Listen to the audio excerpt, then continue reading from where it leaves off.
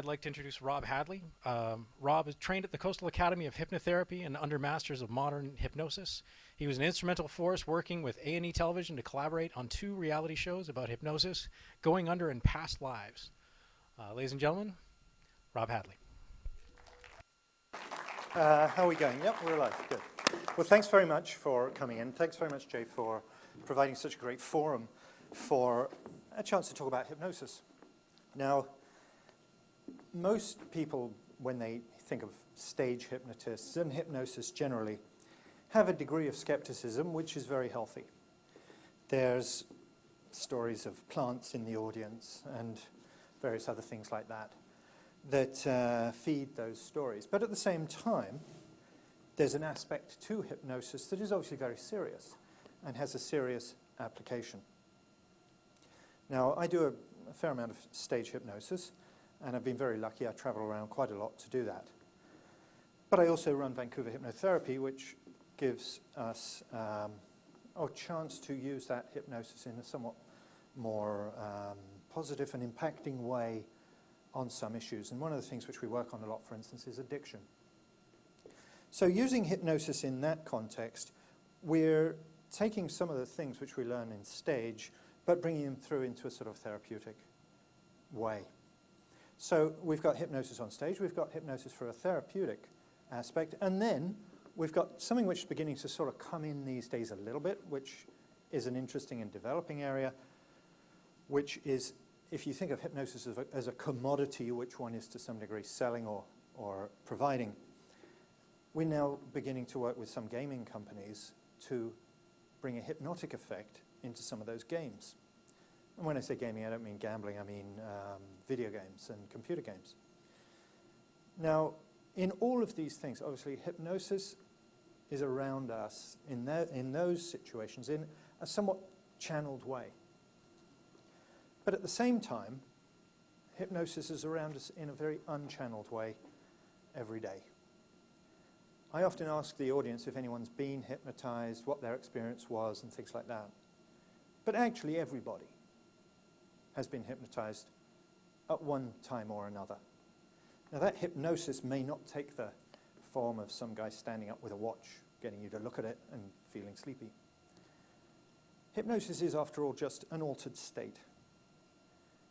If you paint, or if you write programming code, or even if you play Halo for hour after hour, your mind goes into a slightly different place.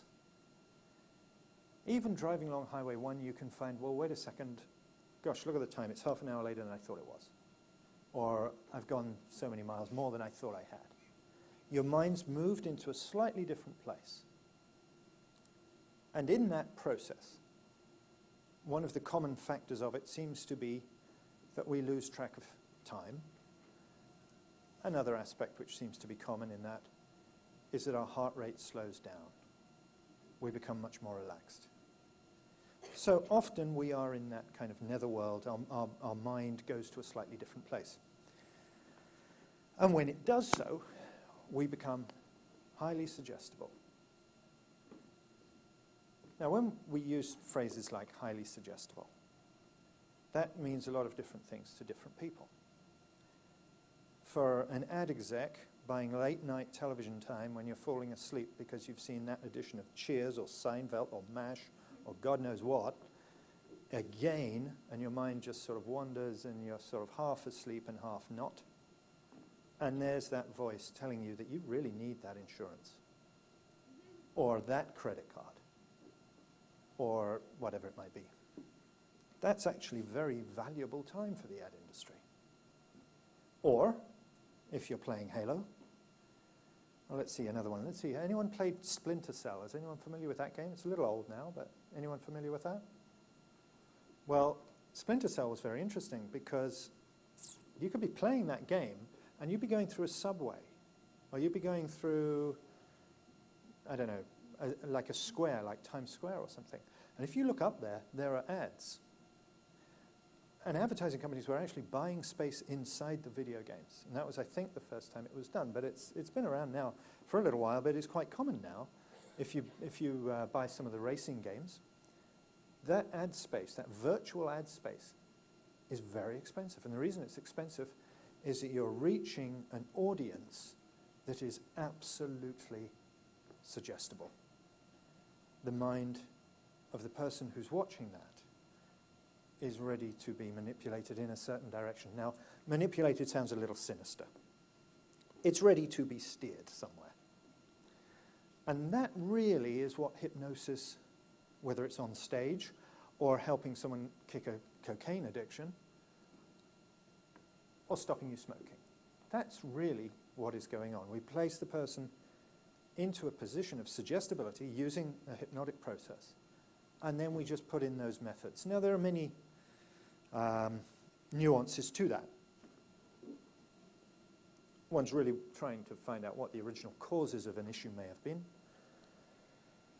as well as preventing a relapse, but most of all, creating a revulsion or an altered value.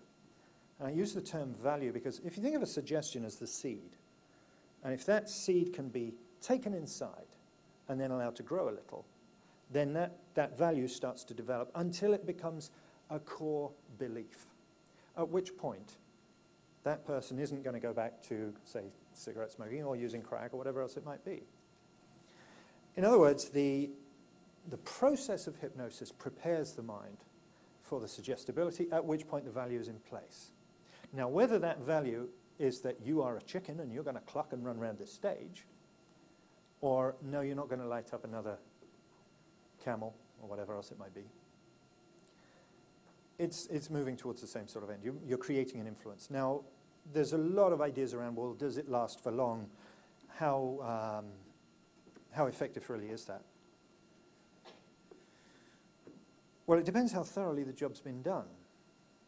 If one can change the person's belief system enough so that they can see that using a narcotic or using a cigarette or whatever else the damaging behavior might be, that there is absolutely no benefit for them, well, yeah, it is going to last not just for 2 or 3 days, it's going to last a lifetime.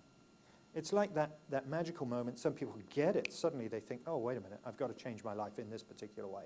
And that's precisely what one is creating with the use of hypnosis.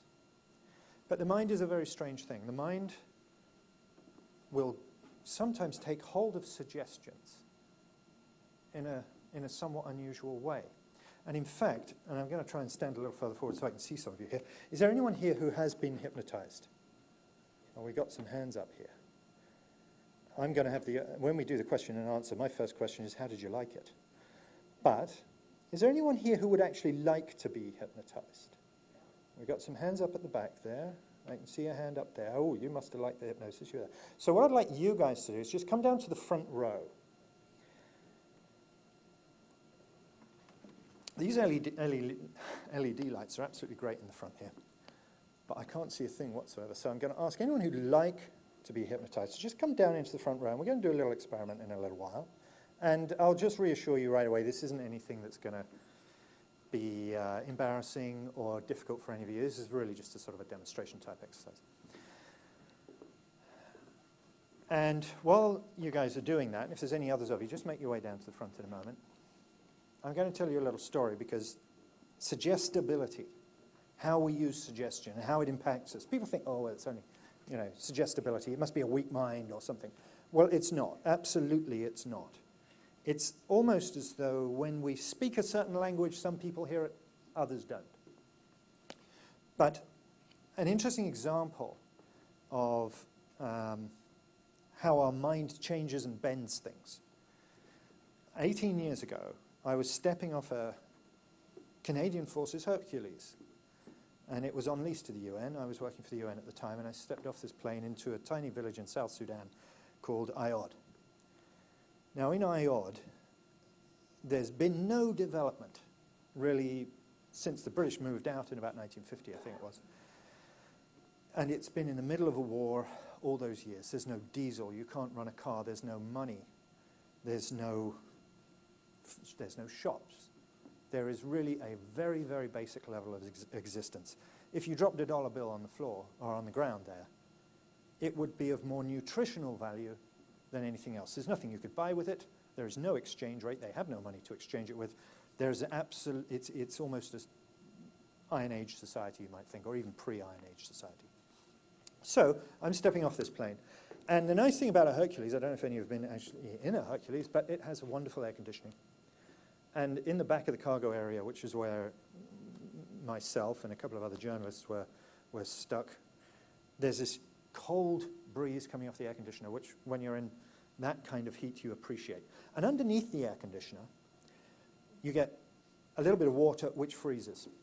So if you chisel away and get a handful of ice, and I step off this plane with a handful of ice out to a Nuer tribesman in the south of Sudan, in that area, the southeast there, you get the Dinka and the Nuer, two magnificent tribal people. And I take this handful of ice, and this kid comes up to me, and I hand it to him, and he immediately pulls away as he takes it in his hand. This kid must have been, I suppose, 14 or 15 years old. And it was to him as though his hands were on fire. And I chatted with a couple of the people, one of which spoke the local language, a couple of the aid workers who were positioned there, and they said, yeah, he thought it was burning his hand. Now, if you think about it, if you live in a society like that, you may know of hot water, water heated over a fire, but you would never see ice. So in his mind, it's a material that has a heat property which is not neutral. The only way that could be is something which was hot. So to him, he was absolutely being burned. He didn't realize at all that he could put his hand out and hold that ice and it would not be a problem. To him, it was not statically neutral water, therefore it would be hot.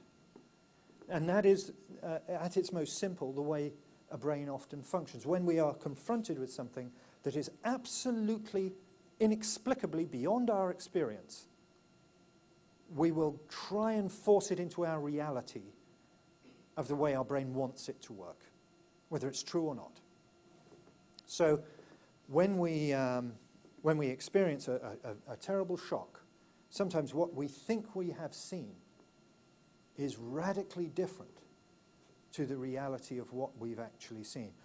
Unconsciously, subconsciously, whatever you want to call it, we push it into a framework that we could just about understand. Now, if you think of that, well, if you looked out from the west coast of Vancouver Island across that sea, of course the ships would fall off the edge of the world if they kept sailing. How else could it possibly be? Of course the Earth is flat, if you were 500 years ago. It's obvious. Or there are dragons out there, or God knows what. Many of the things which we look back on now with a sort of a sense of, well, how could they be so ignorant or whatever else? Far from it. That must have totally fitted their framework of the world. And the same in many ways is with us today. As Lon was saying earlier, when someone sees a magic trick, they either have huge skepticism or sometimes they will actually believe that person has an ability, a magical ability. We are trying to force it into something we could just about explain. Okay, now I'm going to have a quick look at some of our volunteers down at the front here. Male, female, male, female, female, female, female, female, male. One more male over here. Gosh, what is it with the guys around here? Oh, I don't want to be hypnotized. I'm not going to do that stuff. Okay, do we have any more male volunteers? No, we haven't. Okay, so we've got a small group here.